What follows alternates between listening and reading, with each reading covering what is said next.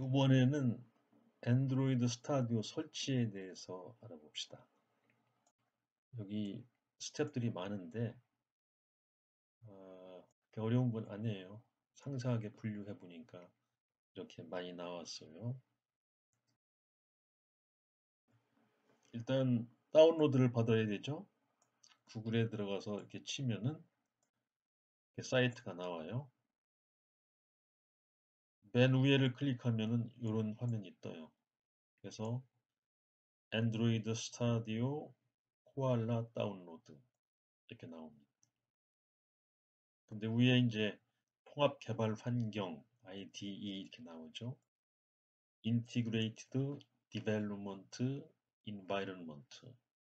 지난 강연에서 설명을 했어요. 통합 개발 환경 이렇게 번역이 되죠. 두 번째를 해도 돼요. 근데 약간 좀 차이는 있지만 결과는 같습니다. 그 다음에 설치를 해야 되죠. 내 PC의 다운로드 폴더에 가보면은 이런 파일이 하나 생겨요. 그 파일의 속성을 알아보면은 크기가 1기가가 조금 넘습니다. 그래서 이걸 더블 클릭하면은 설치가 시작됩니다. 설치하는 과정에 Android Virtual Device라는 용어가 나와요. 이 화면을 얘기하는 건데 여기 Android Virtual Device하고 체크가 돼 있죠. 그래서 Virtual Device 기능하고 같이 설치를 한다는 뜻입니다.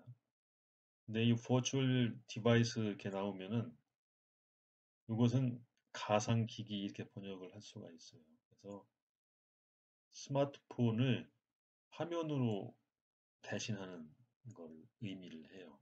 버추얼 하면은 가상의 그런 뜻이 있죠.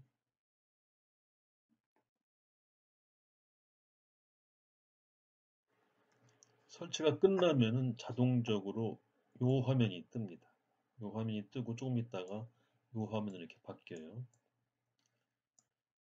근데 이제 요 위쪽은 이제 매일 쓸 때 그때는 윈도우 버튼 눌러서 이걸 클릭하면 돼요. 더 편하게 하려면 이것을 바탕 화면으로 이렇게 끄집어내면은 더 편하게 시작할 수가 있죠. 이것이 첫 화면이 되는 거죠. 그래서 첫 화면이기 때문에 new 프로젝트를 하나 생성을 해줘야 돼요. 그래서 이걸 누르면은 다음 화면으로 진행이 됩니다.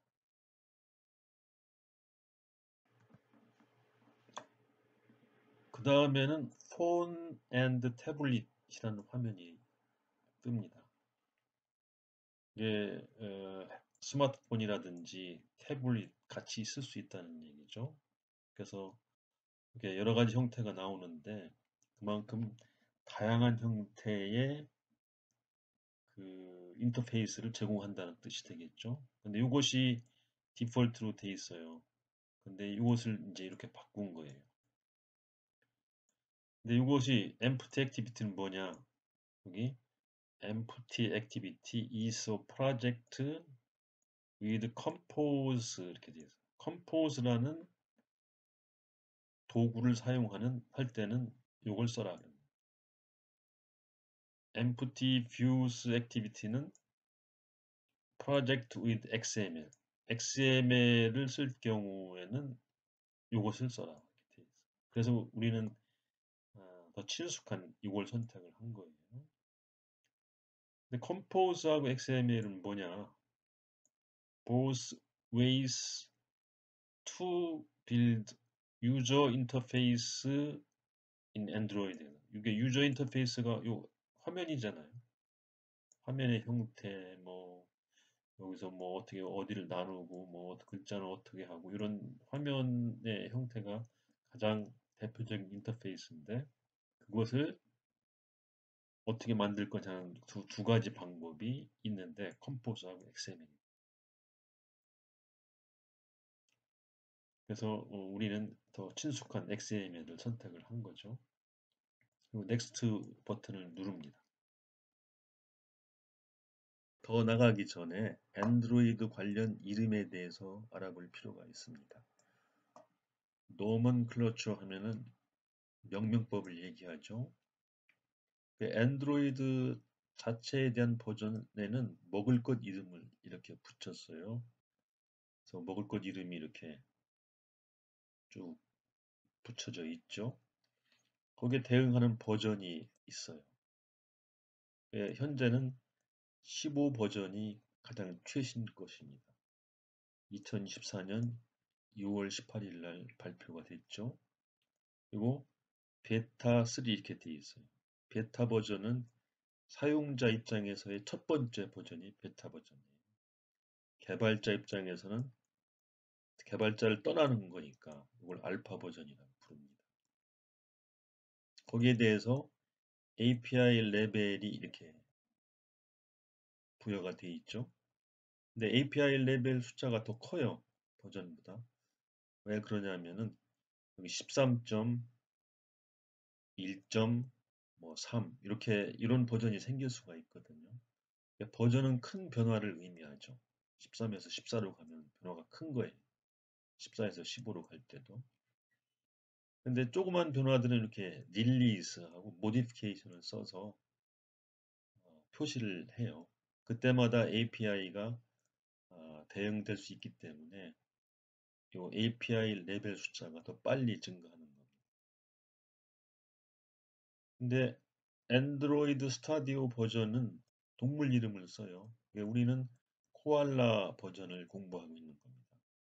거기 AGP 버전이 있는데 AGP는 안드로이드 그레이들 플러그인의 약자입니다. 플러그인은 안드로이드 스타디오가 제공하지 않는 하지만 뭔가 사용자가 필요한 것이 있을 때는 사용자가 거기다 덧붙일 수가 있어요. 플러그를 꽂듯이 프로그램의 확장성을 위해서 제공되는 API라고 보시면 됩니다. 그레이들은 이런 의미가 있어요. 빌드 오토메이션 툴 이렇게 돼 있죠. 뭘 빌드하냐? 여러분들이 코딩한 그 코드를 EXE 패키지로 바꿔주는 거. 패키지 아니면 실행 모듈로 바꿔주는 겁니다. 그 안에서는 컴파일하고 링크 에디트하고 패키징하는 그것이 숨어 있어요. 그것을 오토메이트 시킨다. 자동화 시킨다. 그 내부적인 체계를 그레이들이라고 부릅니다. 여기 개발 플랫폼, 스타디오 이런 것들, IDE, SDK, 스타디오 이런 것은 충분히 설명이 됐죠. 이전 화면에서 넥스트 버튼을 누르면은 이 화면이 뜹니다. 기본 환경 설정 화면이라고 볼 수가 있죠. 뉴 프로젝트의 empty views activity라는 화면을 활용하는 것을 지금 만들고 있다. 그런 뜻이죠. 이름을 붙입니다. 프로젝트 이름을 P1이라고 줬어요. 그러면 패키지 네임 끝에 P1이 붙습니다. 세이브 로케이션에도 쭉쭉쭉 나가서 P1이 이렇게 폴더가 하나 생겨요. 그래서 P1 프로젝트의 모든 것은 여기에 저장이 되는 거죠. 여기 패키지라는 이름이 또 나오죠. 패키지는 실행 모듈의 집합이라고 볼 수 있어요. 실행 모듈 안에는 여러 가지 프로그램이 존재하겠죠. 그 프로그램을 패키지한다, 포장한다는. 근데 왜 포장이라는 용어를 썼을까요? 포장은 배포하기 좋잖아요. 우편 포장처럼. 그래서 배포를 전제로 한 이름이라고 볼 수가 있어요. 랭귀지는 코틀린으로 되어 있어요. 코틀린 좀 생소할 수도 있죠. 이게 자바나 C의 후예라고 볼 수가 있기 때문에 그냥 디폴트로 쓰는 것이 좋습니다. 이런 것은 안 바꾸는 것이 좋아요. 그 다음에 미니멈 SDK는 API 24. 우리가 방금 봤듯이 API 24는 누가 사탕 알죠? 안드로이드 7.0 이상을 지원하겠다 그런 얘기. 최저선의 API를 이렇게 선택을 하는 겁니다. 그러니까 API 24 이하는 지원하지 않겠다는 얘기예요. 여러분들이 앱을 개발했는데 100% 모든 사람이 쓰기를 원하잖아요. 근데 하도 이제 오래된 것들은 이렇게 선을 그어주는 것이 좋습니다. 이것도 디폴트를 그대로 수용하는 것이 좋아요. 근데 거기에 해당되는 안드로이드 사용자가 97.4%니까 참고하세요. 이걸 보고 결정하세요. 그런 뜻이죠. 빌드 컨피그레이션 랭귀지는 코틀린 DSL 이렇게 돼 있어요. DSL은 도메인 스페시픽 랭귀지입니다. 그래서 코틀린을 지원하는 모든 뭐 라이브러리라든지 이런 것을 지칭하는 거라고 볼 수 있습니다.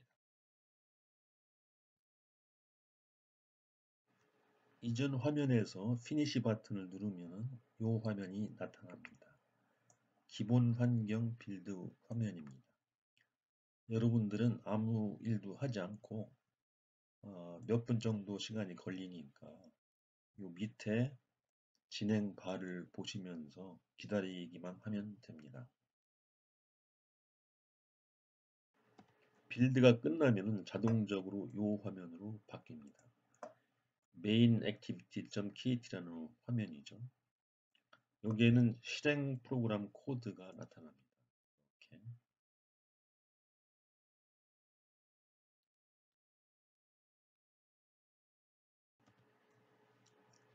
mainActivity 왼편에 있는 이 버튼을 클릭하면은 activity underscore main.xml 화면으로 바뀌는데 첫 번째가 디자인 화면입니다. 오른쪽에 보시면은 세 가지 버튼이 있어요. 맨 오른쪽에 있는 요 버튼이 눌린 상태로 요 디자인 화면이 뜹니다. 화면과 데이터 등을 정의하는 화면입니다. 그 다음에 맨 왼편에 있는 글처럼 생긴 버튼을 이렇게 누르면은 XML 코드가 이렇게 나타납니다.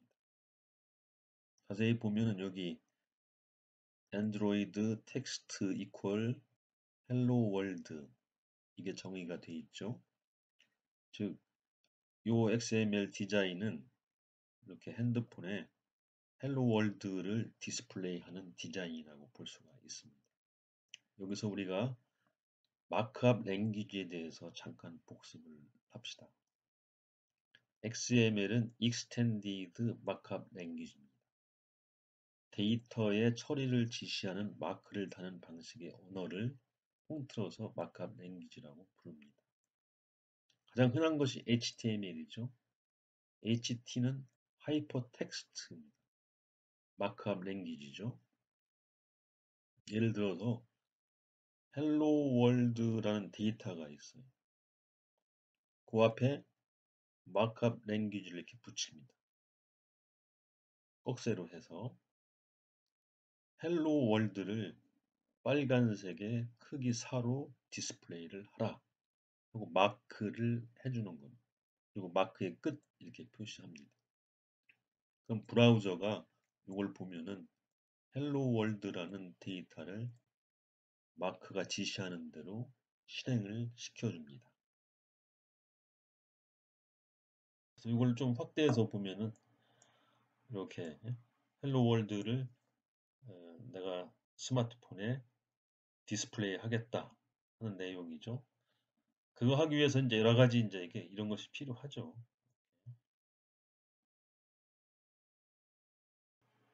그리고 이 가운데를 누르면 이것은 이제 스플릿이에요. 그래서 이게 스플릿 형태로 화면을 보여줍니다. 그 다음에 이 실행 버튼을 눌러서 이 코드를 실행을 해봅니다. 그러면 이렇게 에러가 떠요. 에러 러닝 앱 no target device found. 우리가 아무런 스마트폰을 정의를 안 했잖아요. 그래서 이 에러는 금방 뜹니다. 근데 여기 이제 no device 이렇게 돼 있죠. 우리가 스마트폰을 디파인을 안 했다는 거죠. 그래서 다음 강좌에서는 그리고 스마트폰을 어떻게 디파인 하느냐, 이것을 다루게 될 겁니다. 액티비티와 XML의 연계에 대해서 알아봅시다. 왼편에 앱을 펼치면은 리소스가 나타납니다. 그리고 레이아웃이 나타나고 그 아래 activity underscore main.xml이 나타납니다. 이렇게 나누면 이쪽은 데이터나 디자인 부분이죠. 이쪽 코드 부분은 이 set content view 가로하고 리소스 밑에 레이아웃 아래에 있는 이걸 불러다 써라 하고 코딩을 해줍니다. 그럼 두 개가 연계가 되는 거죠. 그래서 소프트웨어 공학의 큰 원칙은 두 개를 분리하는 것이 유리하다는 것. 그래서 우리가 데이터 오리엔테이션, 오브젝트 오리엔티드 이런 용어를 쓰는 것은 두 개를 분리해서 단순화시키고 국제화시키는 것이 유리하다는 대원칙이 있는 것입니다. 이쪽이 변해도 이쪽은 변할 필요가 없죠. 이쪽이 변해도 이쪽은 굳이 변할 필요가 없어요. 그러니까 독립시키는 거죠. 그러면은 유지보수가 매우 단순해집니다. 스타디오 관련 폴더들입니다. 내 PC의 윈도우 C에 프로그램 파일스 밑에 이런 폴더들이 생겨요. 그리고 참고로 이거 디폴트로 안 바꾸는 것이 좋아요. 예를 들어 뭐 D로 이렇게 바꿨다 하면은 디스크가 부족해서 이게 잘 되면 좋은데 이 내적으로 어떤 폴더가 생기고 어떤 관계인지를 우리가 알 수 없기 때문에 잘못하면 큰 고생할 수가 있어요.